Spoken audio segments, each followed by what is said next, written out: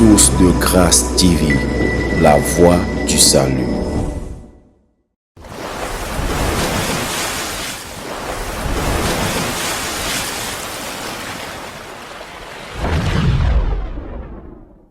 Il est dit dans la Bible, dans Colossiens 3, 14, « Revêtez-vous de la charité, qui est le lien de la perfection. » Tu peux avoir la foi, tu peux accomplir de grandes choses, tu peux parler avec sagesse, prier avec ferveur et servir avec zèle.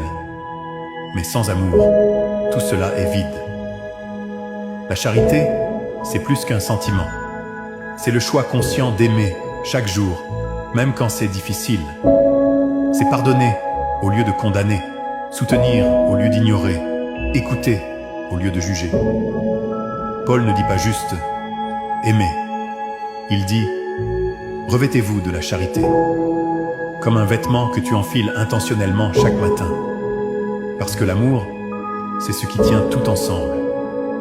C'est le lien de la perfection, la preuve visible que Dieu vit en toi.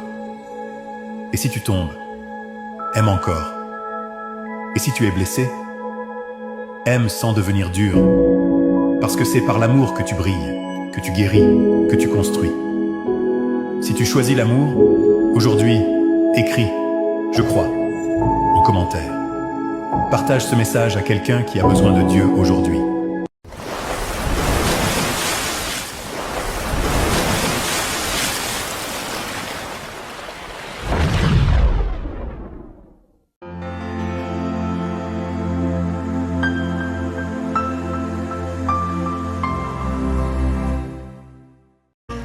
Face au roi, la fournaise est chauffée par 7. C'est-à-dire c'est un niveau élevé encore de combat, où le combat est intensifié, mais ta foi doit demeurer la même, ta consécration doit demeurer la même.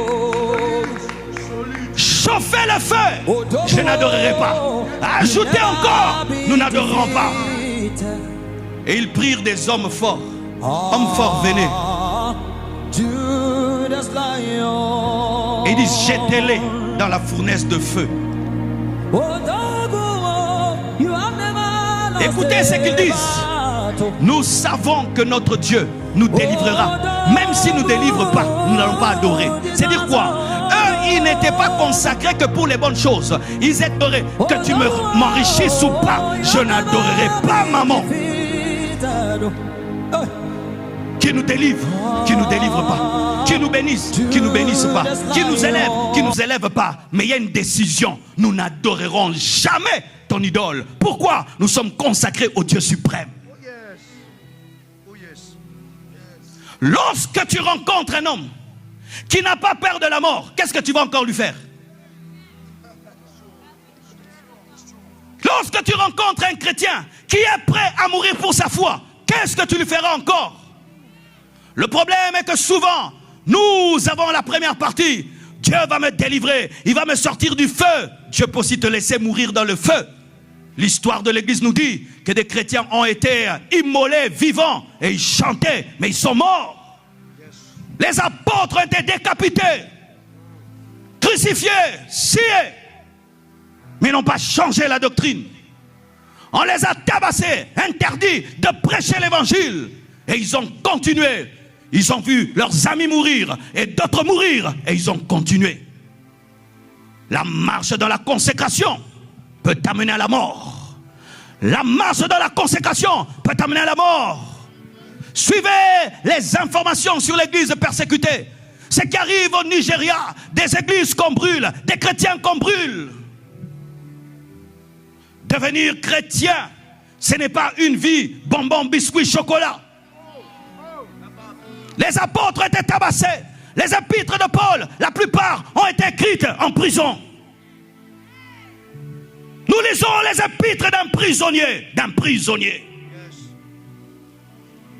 Lorsque la vie chrétienne devient une vie chrétienne d'amusement, de blague, mes frères, nous ne sommes pas prêts à être consacrés devant des lois qui vont sortir bientôt dans le monde.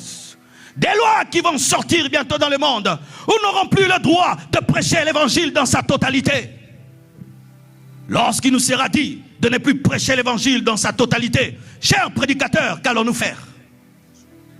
lorsqu'il sera interdit de prêcher des prédications contre les papas et les mamans, même en Afrique, qu'est-ce que nous allons faire?